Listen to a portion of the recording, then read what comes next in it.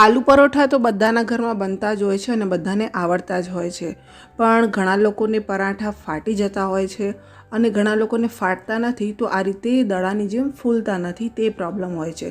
તો આજે હું અહીંયા તમારી સાથે એવી 9 ટિપ્સ શેર કરવાની છું જેથી કરીને તમારા બધા જ પરાઠા ફૂલીને દડા જેવા થશે અને વણતી વખતે ફાટશે પણ નહીં.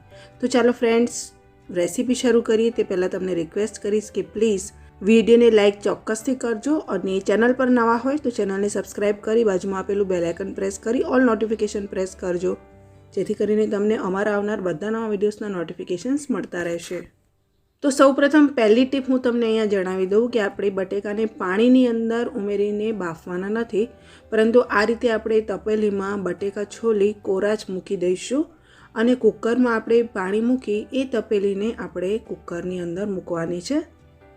આપણે બટેકાને ડાયરેક્ટલી પાણીમાં નથી ઉમેરવાના, પણ આ રીતે તપેલીમાં રાખી અને પાણી જે છે તે કુકરમાં ઉમેરીશું. આ રીતે બટેકા બાફવાથી બટેકા બફાઈ પણ જાય છે અને બટેકા પાણીવાળા નથી થતા અને તેના લીધે જ મસાલો એકદમ સરસ બનશે અને પરાઠા વણતી વખતે ઇઝીલી તમે વણી શકશો. તો આ હતી આપણી પહેલી ટીપ. હવે બીજી ટીપ જોઈ લઈએ. લોટ બાંધવા માટે આપણે કઈ વાતનું ધ્યાન રાખવાનું છે. તો મેં અહીંયા 3 કપ ઘઉંનો ઝીણો લોટ લીધો છે. ત્યારબાદ આપણે તેમાં 1 ચમચી મીઠું ઉમેરીશું અને 3 ચમચી એટલે કે 1 ટેબલ સ્પૂન આપણે તેમાં ઓઇલ ઉમેરીશું. ઓઇલ આપણે મોયણ માટે ઉમેરી રહ્યા છીએ, તો થોડુંક જ ઉમેરવાનું છે. હવે અહીંયા તમારે એક વાતનું ખાસ ધ્યાન રાખવાનું છે કે લોટ એકદમ ઝીણો દળેલો હોવો જોઈએ. અહીંયા જાડો લોટ ના હોવો જોઈએ, ભાખરીનો લોટ ના હોવો જોઈએ, એકદમ ઝીણો લોટ હોવો જોઈએ. અને જો તમારી પાસે એકદમ ફાઇન દળેલો લોટ ના હોય તો તમે નોર્મલ રોટલીના લોટમાં 1 કપ મેદો ઉમેરીને પરાઠા બનાવી શકો છો. મેદાથી એકદમ સરસ લોટની બાઇન્ડિંગ થતી હોય છે અને પરાઠા વણતી વખતે ફાટતા નથી.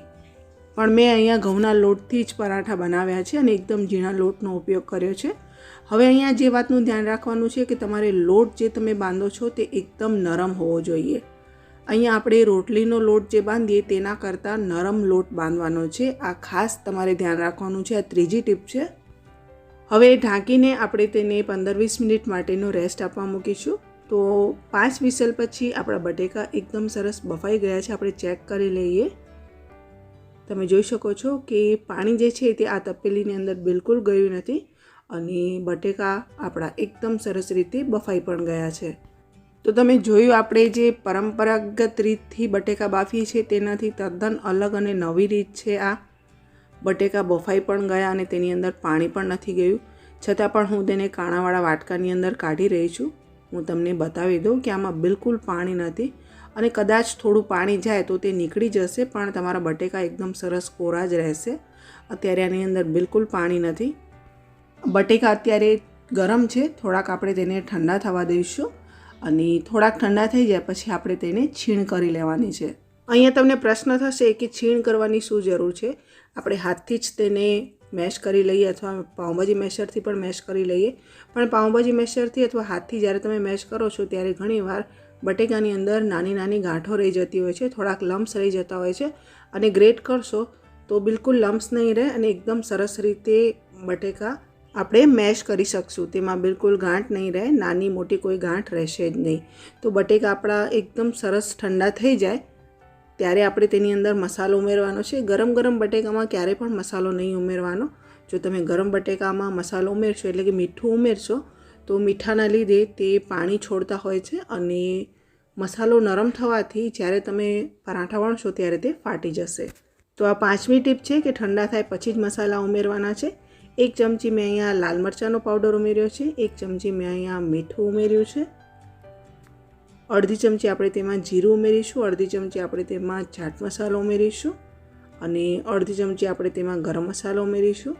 3-4 લીલા મરચાં ઉમેરીશું. લીલા મરચાં પણ બિલકુલ ઝીણા સમારીને ઉમેરવાના છે અને થોડાક આપણે ઝીણા સમારેલા લીલા ધાણા ઉમેરીશું.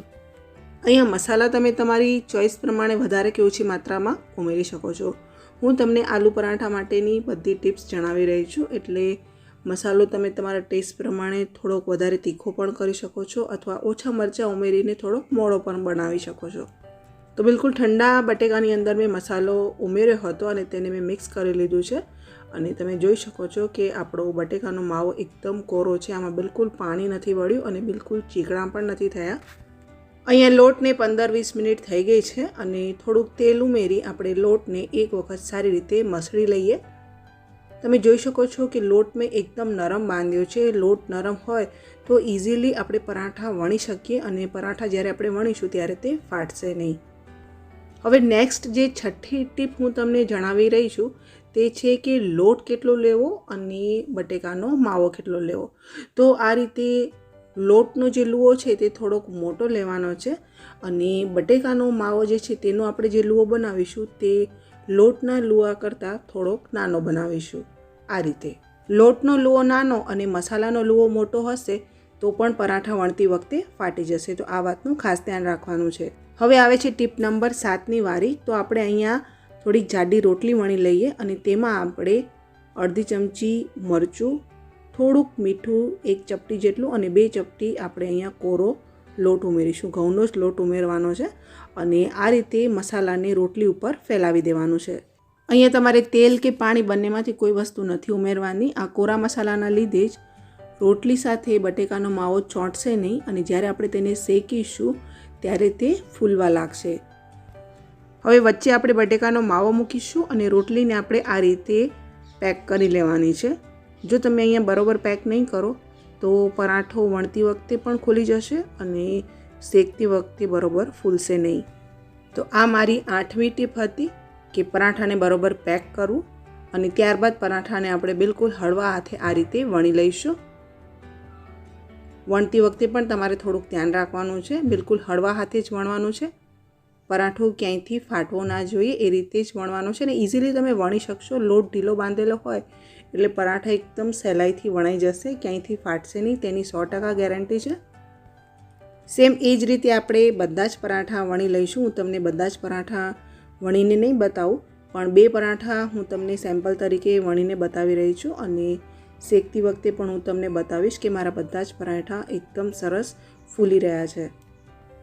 અહીંયા પરાઠા વણવાની જાણકારી તમને પસંદ આવી હોય તો પ્લીઝ વિડીયોને લાઈક ચોક્કસથી કરજો। તો બધા જ પરાઠા પહેલાં આપણે આ રીતે વણી લઈશું। પરાઠા વણાઈ જાય ત્યારબાદ આપણે તેને શેકવાનું છે। શેકતી વખતે જે વાતનું ધ્યાન રાખવાનું છે એ પણ હું તમને અહીંયા જણાવી દઉં છું। ગેસની ફ્લેમને મીડિયમ ઉપર રાખીશું અને મીડિયમ ફ્લેમ ઉપર આપણે પરાઠાને શેકવાની છે।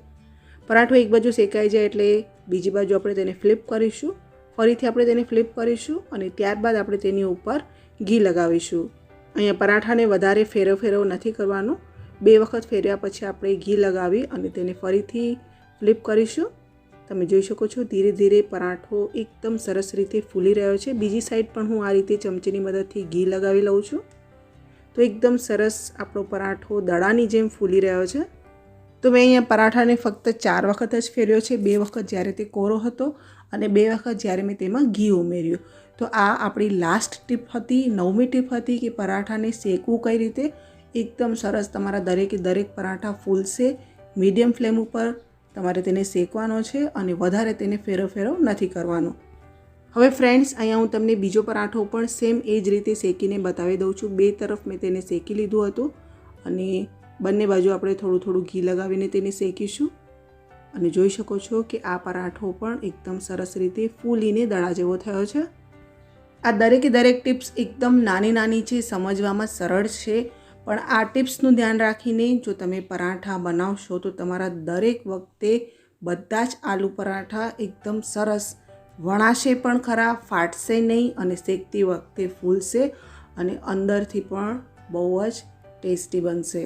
તો ફ્રેન્ડ્સ તમને આજનો મારો વિડીયો પસંદ આવ્યો હોય તો પ્લીઝ વિડીયોને લાઇક કરજો અને તમારા ફ્રેન્ડ્સ અને ફેમિલી મેમ્બર સાથે શેર કરજો। તમારા મનમાં કોઈ પ્રશ્ન હોય તો તમે મને કોમેન્ટ સેક્શનમાં પૂછી શકો છો, હું તમને ત્યાં પૂરો આન્સર આપીશ। એકવાર આ રીતે આલુ પરાઠા બનાવજો અને પછી તમારા અનુભવ અમારી સાથે કોમેન્ટ સેક્શનમાં શેર કરજો। ચેનલ પર નવા હોય તો ચેનલને સબસ્ક્રાઈબ કરી બાજુમાં આપેલું બેલ આઇકન પ્રેસ કરો અને ઓલ નોટિફિકેશન પ્રેસ કરો, જેથી કરીને તમને અમારા આવનાર બધા નવા વિડીયોઝના નોટિફિકેશન સમયસર મળતા રહેશે। ફરીથી મળીશું એક નવી રેસીપી સાથે, ત્યાં સુધી તમને બધાને મારા જય શ્રી કૃષ્ણ।